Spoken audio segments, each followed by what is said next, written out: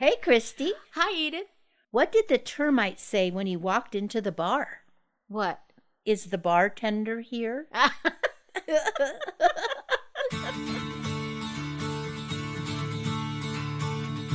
I'm Christy. And I'm Edith. We're backyard gardeners from Colorado. And neighbors. And friends. These days, gardening has gotten very popular. And we've noticed more and more people picking our brains for tips and troubleshooting about gardening. We're not experts. We just learned a lot about gardening from the mistakes we made along the way. So welcome to Upside Down Tulips, A fun podcast that celebrates gardening gone wrong. Upside Down Tulips.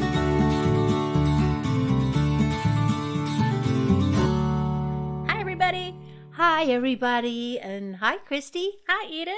How are you? I'm doing great, but actually I've had a really challenging day dealing with unemployment. So can we just get off of that topic right away, though I'm sure a lot of people can understand the fork and crap I went through today. Can we talk about how's the wedding? The wedding was so nice. It was so nice. You know, you think, well, it's a pandemic wedding, but I liked it more than the 200 that was planned. It was outdoors, 25 people. Oh, nice. It had a naked wedding cake. Do you know what that is? Oh, yeah, I do. I had no idea. That is a cake with, you can see the cake through it. Maybe it'll have frosting on the top, but very little or no frosting on the sides. Flowers. They put flowers instead. How perfect for Upside Down Tulips. Yeah, and there was corsages with real flowers and stuff. It was really very wonderful. And guess what I got to do? Now, folks, Edith was the mother of the groom. Yes. Her son got married. I was also, and this is huge, the ring bearer. Oh my gosh, that's adorable. Yeah, so it was really, really nice. Did you have a little pillow? I did. I had beautiful. No, I did so. I love Yes, pillow. I did. I did so. Oh, did you have any good? What did you give your son? Any advice? Any marriage advice? No, I don't think at his age he needs any marriage advice. You know what I mean? I think from what I can tell, they're both doing it perfectly. They're both doing it really well. Yeah. Well, congratulations. Well, thank you. Wishing Thank you for asking. them all many years. You know, I was thinking about Ruth Bader Ginsburg, of course, a lot this week. Yeah. And she had this very funny quote where she said the best advice she ever got was from her mother-in-law. Yeah. And she said, sometimes it's a good idea to be a little deaf. That is some great advice. Oh, that's really good advice. Yeah. What's going on in your garden? Well, here's some really good news. Remember how I told you my cukes were done and you said you were taking off the dead leaves? Took off the dead leaves. I've got a bumper crop.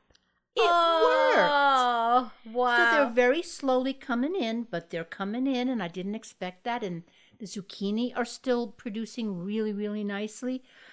Is this happening to you where wildflowers, lettuce, leek, I think they've reseeded themselves because of the weather? I've had dill reseed itself. So I had that one crop of dill, and little babies are coming up. Yep. Well, you know, they're all going to probably die before they get, but what are you going to do? How do we know now? You know, we had 2 weeks ago, we had snow, and now it's been in the 80s. You're right. We don't know. So I just let it live, you know. I made a hummus with zucchini that was absolutely delicious. Amazing. So not with chickpeas? Not with chickpeas. So the I like calories were that. cut way down, and it was made with fresh zucchini. It was so good. And let's be honest, we can use more good recipes for a zucchini. Yes, we can, always. And I found a good one, and I posted it to our docs. So soon I saw that. I'll put it up. And Okay. I also, can I just say, I want to tell folks that we promise we put recipes up of Edith's chia jam and my spicy garlic pickles.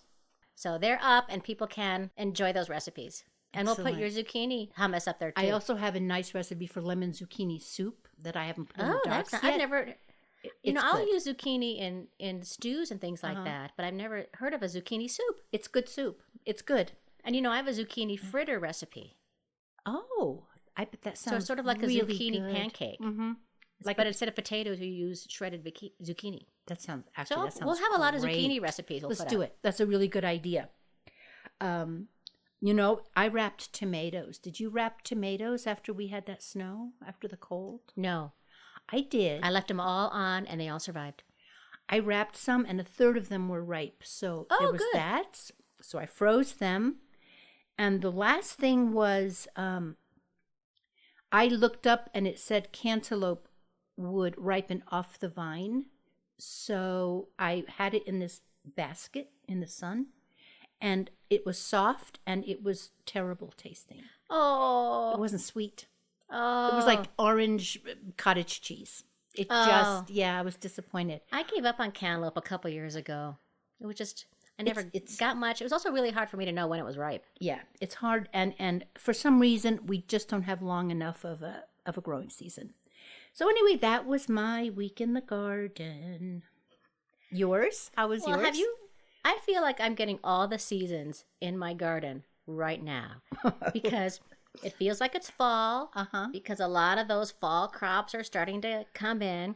It feels like it's spring because I have the new growth. The little growth, the little carrots, the little lettuce, the little spinach. It feels like it's summer because for some reason, I don't know why, but my zinnias survived that snow last week. Mm-hmm. So I have these beautiful zinnias. Summer flowers next to, and it was 90 today. The mums, it was 90 today. Yeah. It feels like all the seasons are happening. Yeah, I would say the biggest news is on the tomato front. Yeah, because somebody died. Alice is no more. I pulled her out. I thought Alice she was okay. I thought Mr. Brady was the bad. Mr. one. Brady is no more. You pulled them out. I pulled Alice and Mr. Brady and Greg Brady. Oh, I didn't know he was a problem. He was a vernissage, and he just all of a sudden just all turned yellow. And I was just in a mood, and I just pulled all three out, and I feel a little better. Good. I feel like my garden looks better. And I threw them in the garbage because I think they had some sort of fungus or wilt on them, and I feel good about it. Good. I like taking it apart a little at a time. Like I took out beans the other day, green beans, rather than take the whole garden at one time. I like doing it in pieces. Can you believe that my green beans finally came in? What? We had green beans for dinner tonight. What? When did you plant them? Well, I was planting successions of them all year, and then the first ones they just never came up. They never did well. Maybe I put them in a bad place in my garden because I do square foot rotation. Maybe they were just unhappy where they were, but now I have a lot of green beans coming in. They were delicious. They were really good. Very good. Another thing about tomatoes is that I had, the big beefsteaks are coming in now. I don't think I'm going to have enough tomatoes this year to can.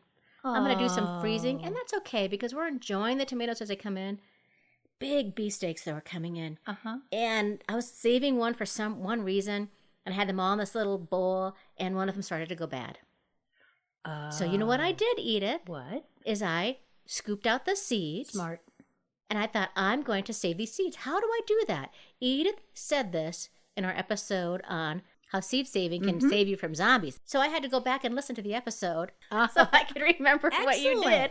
And so here's my jar. Is that what that is? So I put the seeds in here and I put a little water in, right? I did it yesterday and you said shake it. Once a day. Shake it once a day for about 5 days. And then I'm going to strain it through something that will capture the tomato seeds. Yes. And then put them on a paper plate or something, right? Yep, exactly. Because these were great. This plant loves my garden. This was my best plant. This was Jan Brady. Good. Aw, Jan. Very good. Jan. That's all she talks about is Jan. I moved a plant yesterday morning. I moved a butterfly weed plant. Yeah. It gave me little volunteers. So they were growing, but I looked at them and I know they're not in the place I want them to be because it's too close to the edge of the bed. So I scooped them up and I put them in different places in my yard. And butterfly weed, terrible name for a beautiful plant. Yeah. Bright orange. And it's even going to seed right now. Oh, good. And it's so cool when they go to... Have you seen them when they go to seed? I don't think I have. These pods bust open with little like dandelion-type parachutes. Is it like milkweed? It is like milkweed. Oh, okay. I have milkweed. I know what you mean. Maybe that's why it's called butterfly weed, because it's like milkweed. But boy, it's such a cool little plant. And I went to the nursery and I bought pansies. because I just wanted to have some nice little blooming annuals to replace some of the ones that weren't doing so well. Figure if we're going to get another month or two, pansies can live through snow. I just wanted to enjoy That's some a nice pansies. idea. Yeah. And here's the interesting thing I saw in the nursery. Do you remember when we were talking about you could plant another crop? Yeah. And you can do it by seed, or you could get little seedlings. And you were saying, well, where are you going to get seedlings? The nursery that I went to had little seedlings. So, folks, you may want to check. Of vegetables or Yes, flowers? of vegetables. Vegetables. You may want to check your nursery because they had lettuce, spinach. I almost picked up the beets because I didn't do a second planting of beets. Uh-huh. I thought, boy, those beets look really good. I might go back and get them because I've been eating a lot of beets this summer. Okay. So isn't that, That's if wonderful. you missed it, Yeah. and maybe they were $5 or so for a little thing of seedling. So I thought that was kind of cool. That is very cool. Okay, so this is actually, it's my son, this is his first year gardening, my son Chris, and I told him to email so I could call it a letter. Because So he got married and he had time to ask you questions about compost? Hey, we're literally playing Words with Friends through his honeymoon. Yeah, multitasking. So anyway, I thought these were really good questions because if he has these questions, other people will too. Okay, he says, "Are maggots in compost bad?" Oh, Now, first, I have to tell you something. When he was like an 8-year-old boy, he would come up with these questions. Like, what would you rather? Would you rather have maggots in your eyes or nails in your knees all day long? So I laughed about that. And I have to say maggots are not bad. They're disgusting to most people, but they break down the compost just like worms, sure. right? And disgusting things like dog vomit, slime mold are not necessarily bad. Mm-hmm. So I would say it's okay. It's okay to have maggots in your compost. That's a great name for like a rock band. Maggots in your compost. Yeah, huh? Maggots in your compost. She will do anything to sing. She so misses the theater. Okay, I do. So I know you do. The next question he had, is it possible to turn the compost too often? Yes. Really? Yes. I mean, if you turn it every day, you're going to disrupt the organic stuff that's going on.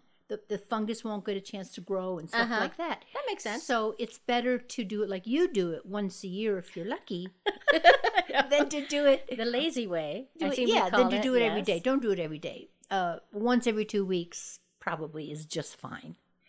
And those were the questions that he had, and I feel like I've answered them. That's awesome. Anything to add? One thing we forgot to talk about with compost last week was compost tea. Compost tea. Because you do compost tea, don't you? I do, and I do manure tea as well. Which is just you put some compost either in a bucket, or I get those big green cat litter things from when I used to have cats. I saved them. Mm-hmm. Put a couple of scoops of that on the bottom, and then you put water on top, cover it so it doesn't stink and draw flies. Let it sit there a while, couple weeks, and you have a really good organic fertilizer that you made yourself.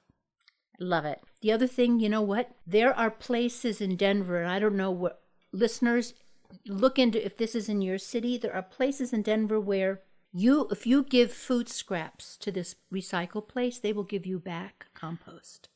That's amazing. Isn't that amazing? That's amazing. I just think Denver has some things so right on. So they will do that. So that may also be in your area, so check it out. Thanks, Edith. And folks, if you hear words or terms that you're not familiar with, or if you want a good laugh, you should check out the Upside Down Dictionary on our website.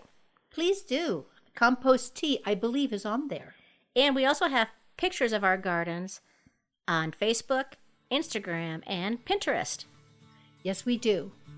The good, the bad, and the ugly, all on there. I know. Everything is there.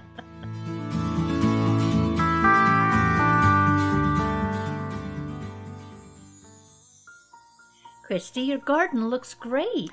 Thanks. I've been mulching and deadheading and watering. Open up! I know you're in there. Oh, no, Christy. It's the yard Nazi.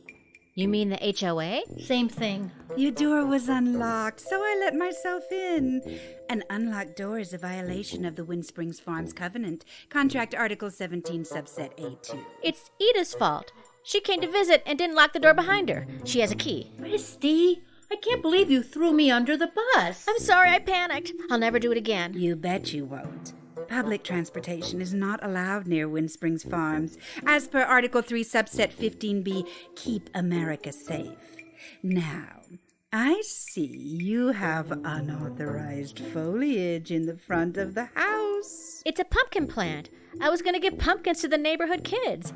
I mean, it's beautiful, don't you think? Stop talking. If that's what you have so brazenly in the front, I can only imagine what you have in the back. Party in the front, party in the back. Excuse me? You're not helping. Sorry. According to the covenant, which you signed, the only authorized landscaping is gravel grass or low-maintenance, non-flowering shrubbery. Michael Tolan said, a lawn is nature under totalitarian rule. Mikhail Tolan did not sign the Windsprings Farms covenant, did he? And you, Edith, you have unauthorized signs in front of your house. We don't care whom you support politically, who you think can love whom, and whose life matters. I don't think that's what... We have lawyers. You have 3 days to comply. We're in deep manure, Edith. Yeah. Imagine what would happen if she knew we were the hosts of a gardening podcast celebrating our gardening mistakes and victories. Speaking of which, let's go down to the basement and record our next episode. Good idea. That will make us both feel better. Let's go. Tough day. Pick yourself up with our funny and informative podcast, Upside Down Tulips. So, we're going to talk about bulbs, and we couldn't be more excited, could we, Christy? Why are you looking at me that way? Well, because one of the things that I found out about bulbs is little bulbs are called bulblets. Bulblets. Bulblets. Isn't that fantastic? Bulblets. Bulblets. Doesn't it sound like a Dickens character? Mr. Bulblets. Mr. Bulblets. Please, Mr. Bulblets. So right you have there. some more? That's half of what I know about bulbs. Right there. So I'm going to throw it over to you, and I will interject things, things I know. But there's not as much as you know. So, Christy, let's talk about bulbs. Well, I would like to talk about tulips today. Tulips. Daffodils, hyacinths, crocus, and allium. So these are fall bulbs. We'll talk about spring bulbs another time, because now is the time for fall bulb planting. And tulips were first cultivated by the Turks as early as 1000 A.D. Well, Edith, that is wonderful. Thank you. 1000 AD. Yes, and the name tulip comes from the Turkish word for turban. Which makes sense. That's adorable. Because an upside down tulip looks like a turban. Isn't that adorable? Yeah. Okay. Did you also know that the Flemish botanist Carolus Clusius in 1593 planted some of his own tulips? As a result, in 1594 is considered to be the official date of tulips first blooming in Holland. Oh, good for you, Mr. Clusius. So therefore, there was a period from 1634 to 1637 known as Tulip Mania. Oh, like beetle mania, but for bulbs. People went crazy. Did they? Over tulips. They were so excited about it that it created an economic frenzy and one of the world's first speculative bubbles. The value of tulips shot up overnight. They became the most expensive flower in the world. Wow. So expensive they were treated as currency. They cost 10 times more than a working man's salary in the Netherlands, making them more valuable than some houses. Wow. I also read that they were first used for medicinal purposes, but they didn't say what medicinal purposes. I remember this about Audrey Hepburn, that she was she was part Dutch and British, and in World War II in the Netherlands, she would have starved if she hadn't gone out into the fields and eaten tulip bulbs. And that's how the Dutch lived through the horrible famine and lack of food at the end of World War II. It's exactly like Scarlett O'Hara. I will never be hungry again. Eat tulips. And you can use tulips in recipes, apparently. Well, sure. I guess you can. I mean, if they're medicinal, it makes sense that you can eat them, right? Sure. And they're full of nutrition because that's how the flower eats and grows and waits to be planted. Yeah, and doesn't die. They're all their own little kit. A bulb is a tulip bulb, a daffodil. Their own little kit. That's so cool. They're like a food kit. Yeah, yeah, like one of those Blue Apron things. Yeah, that's right. Yes. Everything comes in it. You can increase your subscription or end it at any time. That's perfect. Good. I planted tulips today. Did you? Yeah. What color? Multicolor. Beautiful. And there's one thing about planting bulbs that I think that people can get into this mindset of perfectionism. That it always has to be the right time of year, the right temperature, the exact right depth. Otherwise, you're going to not have the best bulbs come up. And, Edith, maybe that's true. However, I think perfectionism can get in the way of people planting bulbs. And this is coming, ladies and gentlemen, from the person who planted her tulip bulbs upside down, hence the name of our podcast. Right. I planted them, the first tulips I ever planted when I was a young newlywed. They came up. I was so excited, but they all flopped over. And my sweet elderly neighbor, when I asked her what happened to my tulips, she said, "Well, dear, did you plant them upside down?" They still came up. And they still came up. That's the thing. They flopped over. They wanted to live. They wanted to see the sun, and up they came, and then flopped right over. So you think, well, why? When you should plant a tulip, the right time is when the soil of the ground is under 60 degrees, or when the air and the atmosphere, what we breathe, is maybe 40 or 50 degrees at night. They do need a little chill. And so maybe I'm a little early, but I planted them today because, one, I wanted to. You get to do whatever you want. That's right. They're your bulbets. I was ready to do it. And sometimes I'll be so excited and I'll go to the nursery or to Lowe's or Home Depot and I'll buy a bunch of bulbs and I'll wait for the perfect time. And when the perfect time happens, I'm not ready. I forget. Okay. So I'll come in the spring, and people out there, you can relate to this. You'll go out in the spring and you'll see those bags of tulips out there. And you know what? They're done. You can't say, I'll plant them this fall. You can't plant them again. So. However, let's talk about this. If you buy them, say somebody has a sale, and you buy them months before you're able to plant them, they will last, especially if you put them in vermiculite or something like that. They like you said, they're a kit. They don't die right away. You just have to keep them dry, and they will last until you're ready to plant them, unless, of course, you let them go the whole winter. Yeah. Then or you could always, force them in the winter time too. You could. I've heard about people doing that. I just have to take my support away from the forcing thing. Forcing my little bulblets. Well, so now is a great time. And if you are in zone B to 10, then you can put the bulbs in the refrigerator for 6 to 8 weeks because bulbs need a little chill before they get going. Like ladybugs. You can put them in the refrigerator. That's for right. a while. Yeah. Imagine that, like having, and then maybe that's what I should do is if I put the bulbs in the refrigerator, I'd see them more often. And then and then you won't forget. I gotta get those in the ground. You're a little forgetful sometimes. But I planted in Minnesota in December. I remember being out in December and my neighbor saying, "Those are never going to come up," and they did. Well, good, but you're not in Minnesota anymore. Oh, geez. Did you know, and I just found this out today, well, a little while ago, there are some house plants that are bulbs. Yes. Like a shamrock. Yes. I have a shamrock story. Let's Something hear it. I did. I was given a shamrock, a beautiful one with burgundy leaves, and it was big. And it had these wonderful white flowers, gorgeous. And then the flowers went away. It didn't look so good. And I thought, okay, it died. So I put it in my compost pile. But apparently, I left one little tiny bulb still in it. Without realizing it, I put potting soil in it. I planted my Christmas cactus. Now I have a Christmas cactus and a shamrock growing in the exact same pot. They're buddies. Well, they're like neighbors who have opposing yard signs, maybe. Oh, no. Well, I mean, you can tell, one of them is trying to dominate, and the shamrock at this point is winning.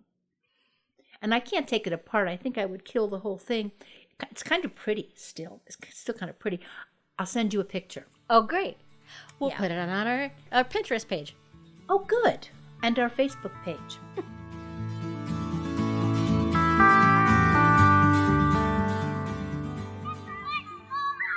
Kids, stop it! And those animals don't belong in the house. What were you? Raised in a barn? No, we were raised in a shoe. That is so disrespectful. Wait till I tell your father about this. Mr. Spratt? Jack? Jack Spratt, where are you? I'm down here, dear. Help! I'm coming.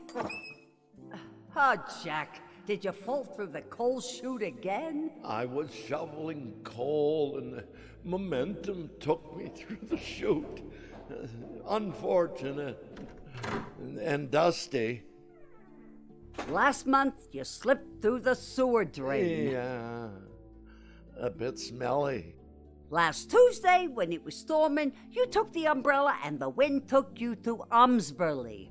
I followed you all the way there and gave you a nice soft landing. Yes, thank you. That was kind. I'm glad I didn't hurt you. The kids cried for half an hour, and then they sold your stuff. They thought you were dead. Speaking of dead, the garden looks,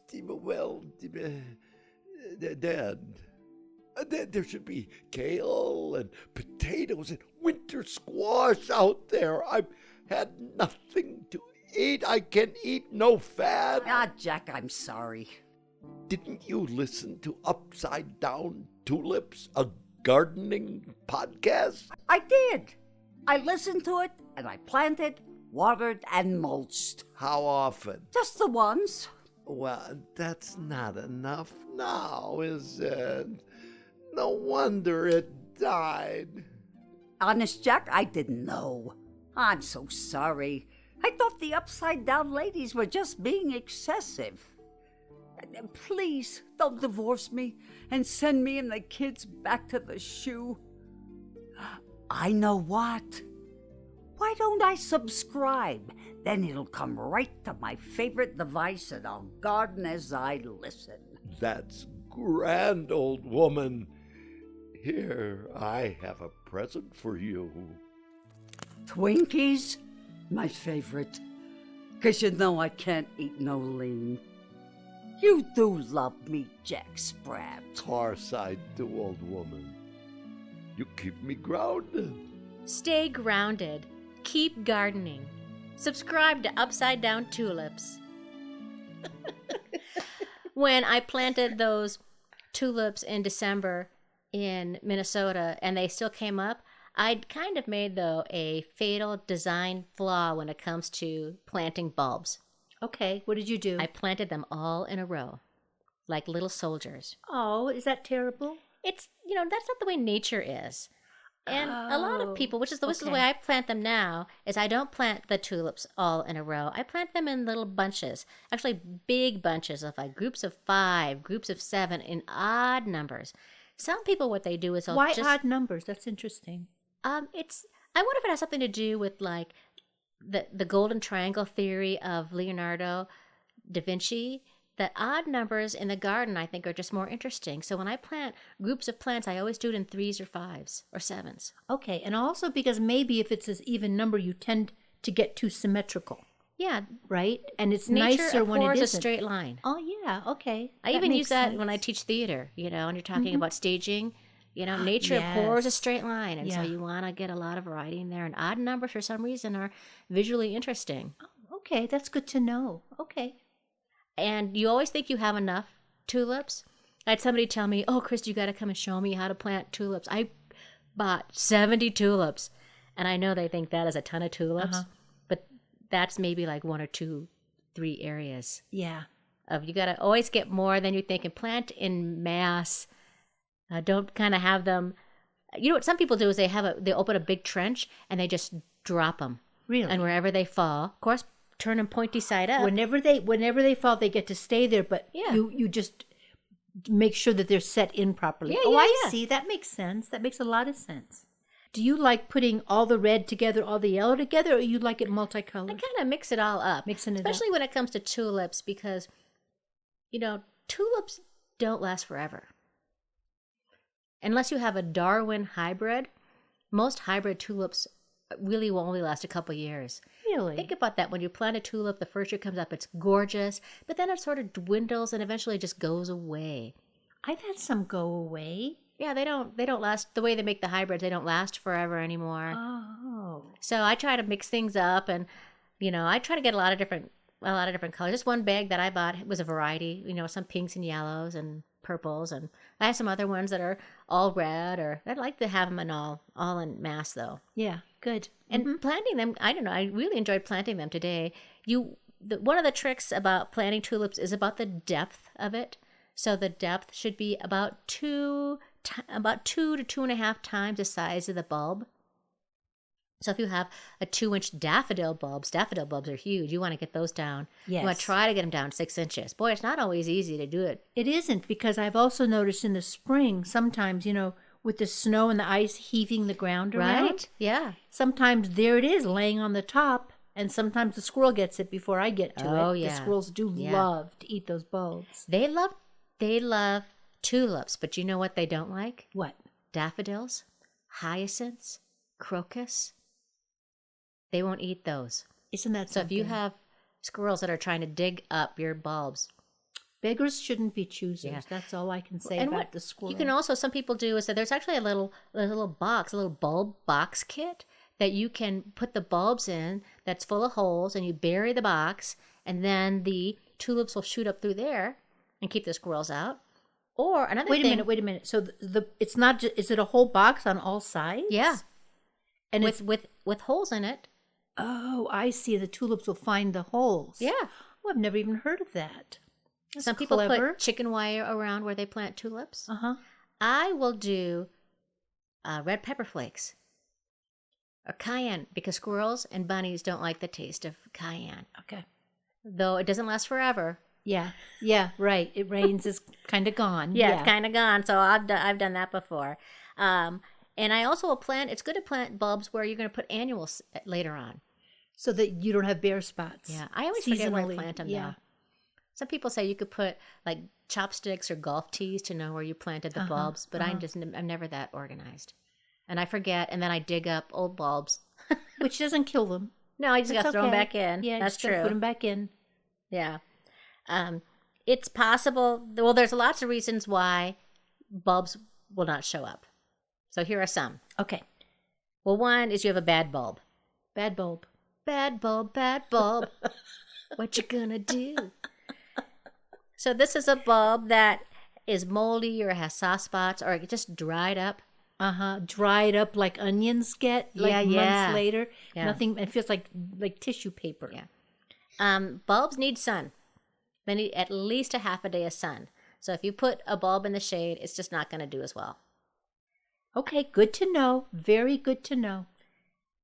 And don't forget that in the spring, sometimes don't they come before the trees leaf out completely? Oh, a lot. The best bulb in the world for that is crocus. I have crocus. Yeah, I love They're crocus. the best little flower. So they come up, and then by the time that it's all the leaf in the tree, the crocuses are done. I planted crocuses yesterday.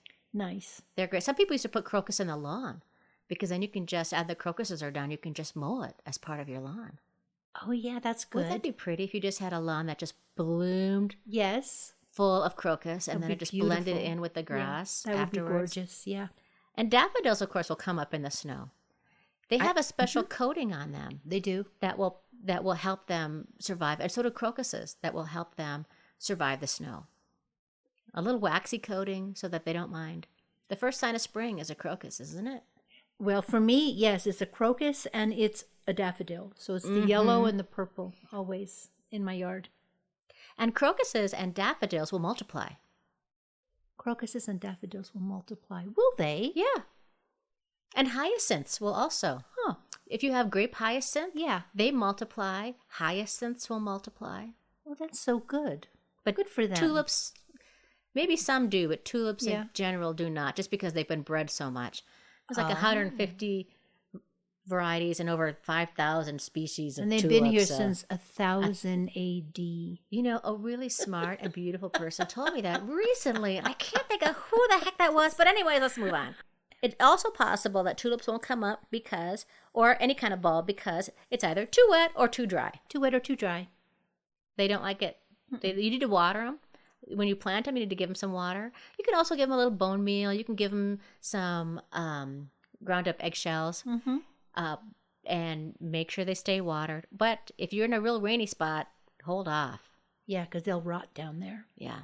But pretty much anything you plant needs water right away. That's pretty much across the board, right? Yes. Pretty much absolutely anything. You're trying to get these bulbs to, the plant is already there. You want the bulb, you want the roots. Mm-hmm. You want the roots to start growing, so they'll start growing down. Yes. And then after your bulbs have given you all their beautiful joy, you do not want to pull the leaves. No, because then they can't do photosynthesis. They're making the flower for next year. Yep. So as soon as the flower's spent, I will nip it off. But after I've nipped the spent flower off, leave the leaves there. And you told me to do that with my iris too. Yes. Is that pretty much Yes. across the board, Leave the daffodils, leaves etc. there. Take the flower off, leave the leaves there so it has something to work with. And then once they've yellowed and fallen down, then you can move them out of the way and then plant annuals on top of where It's they were. really nice when they let you know they're ready when they fall down, like garlic. When it's ready, it just dries up and falls down in your garden, and you know it's ready to, because that's also a bulb. Are you planting garlic this year? Yes, I am. And how do you do that? I'm going to dig out an area, and I'm going to put it in just like bulbs, you know, fat side down, pointy side up, and then cover it with dirt. Yeah. And I have to tell you, this is the first time I've planted garlic because I don't usually thin garlic. I don't usually thin it, which is my mistake. Me too. This year I did thin it, and I saved some cloves, and I am going to plant it in a whole new area and hope that it gets really big and delicious. Oh, that sounds and nice. eat the scapes. Yes. Don't forget about the scapes, which is, it'll get, in the spring, it gets curly on top. So the very end of it is kind of tough, but the scapes, people make pesto out of it. They fry it, they grill it, and it's very good for you. Okay, here's one more thing that I think is really cool about tulips. Is that, did you know, Edith, that there is a tulip that is an upside down tulip? No, really? It is called the Fritillaria Imperialis. It is an upside down tulip, also known as the crying tulips of Turkey. Did they breed them that way, or were they originally like that? I have no 'Cause idea, I know but they- I'm trying you to know- find my picture. In the beginning of our little lecture, we pointed out that they originated in Turkey. I had no So idea. here's a picture of what they look like. Oh, that's beautiful. They are really big. They look like they're wearing hula hoop skirts. It does. Hula It looks sort skirts, of, doesn't it? Yeah, it looks. It's a big stalk, and it is a big circle of tulips that are upside down. The blossom is, and on top, almost looks like it's a pineapple top, doesn't it? It does, Or- yeah. And they come in all different colors. Now I want to go to Turkey. These are yellow and red, but they also come in orange and pink, and they can be about 3 feet tall. Oh, come on, really? So when you Wow. Google upside down tulips, not only will you see this really cool podcast, but you'll also see these pictures of a thing called upside down tulips. Very gorgeous. Very nice. Okay, Edith. Yes. Get your finger and your thumb ready. It's ready. because Uh-oh. It's time for mailbag. Ring, ring. Very nice. Here we go.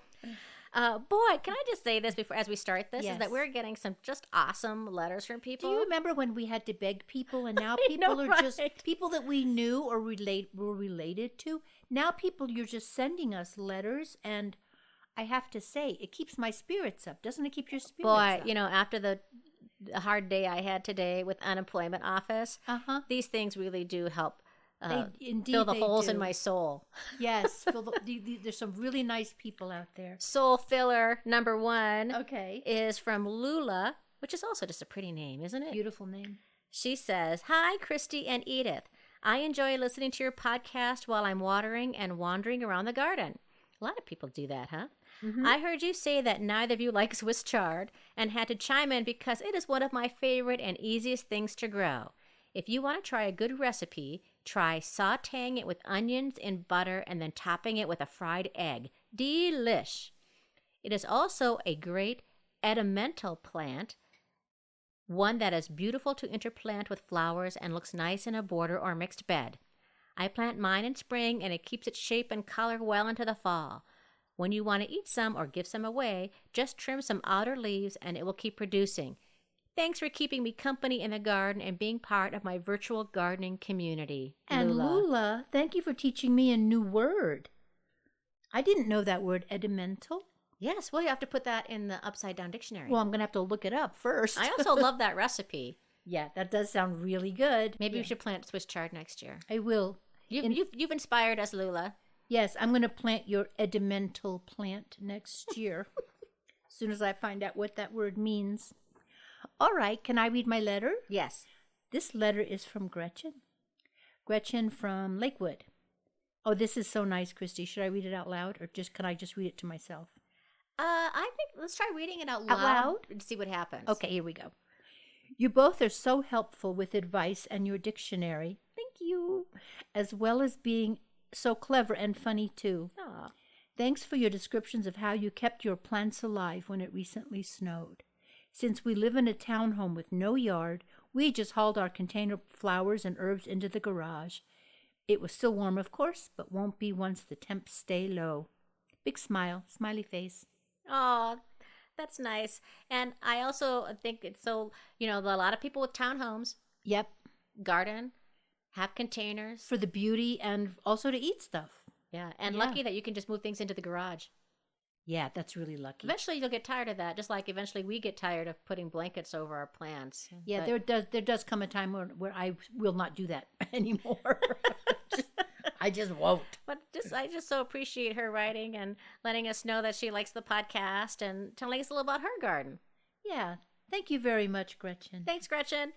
So, folks, if you have your favorite gardening stories, please send them to us. We want to hear your stories about tulips and bulbs and your fall harvest and your tomatoes. If you have more zucchini recipes, Swiss chard recipes. Ornamental things. New words we never heard of. We love new words. Send them on in. Right. Compliments. Compliments Thanks so are compliments are very, very nice. We all need to shore each other up these days. Yes. Indeed we do. We really, truly do love hearing from you. So just write to us at upsidedowntulips@gmail.com or at our website, upsidedowntulips.com. There you go. Ring, ring.